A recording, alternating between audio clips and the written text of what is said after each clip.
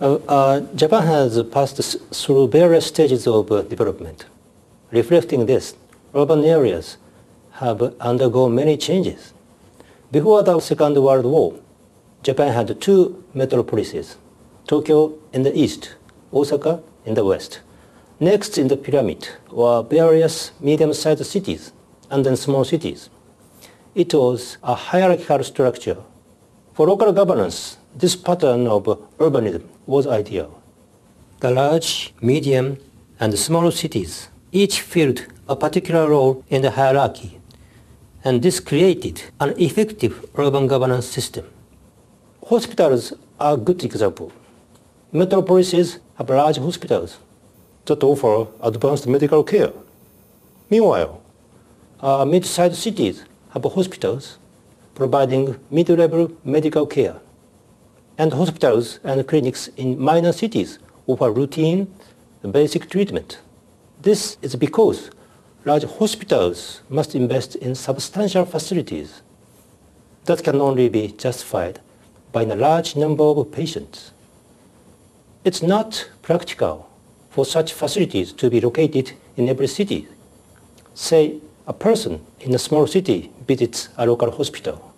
He or she needs more sophisticated treatment, so the patient can be referred to a larger hospital in a mid-sized city or metropolis. In this way, the tree structure allows cities to serve an area that matches their size. The ideal pattern of urban development is one where each city's functions correspond to its size. In Japan's case, the hierarchical tree structure applies not only to the nation, but to regional blocks and individual prefectures. Today, Tokyo has become Japan's only metropolis.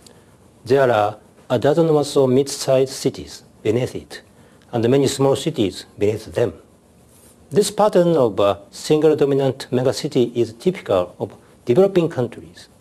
But in developing countries, the mid-sized cities are not very well developed. There are very few large cities and many small ones.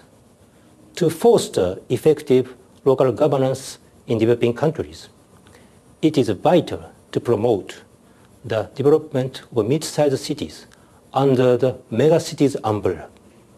Functions must be decentralized to them in order to create a proper tree structure.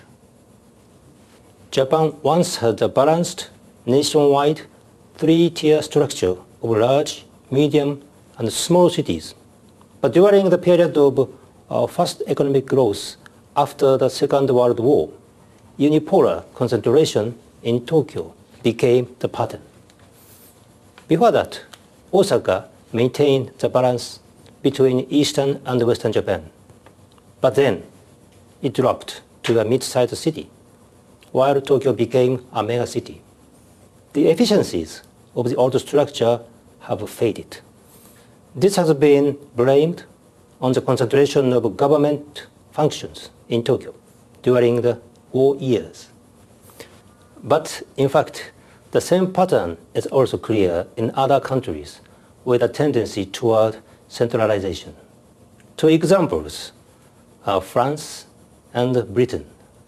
A country's pattern of urban development is shaped by the degree of centralization or decentralization of governance.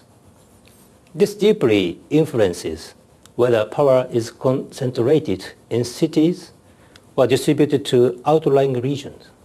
Historically, Germany formed from an aggregation of independent kingdoms.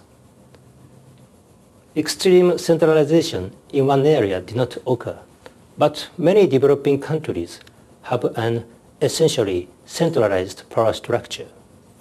Like Japan, they tend to have unipolar concentration in a single metropolis.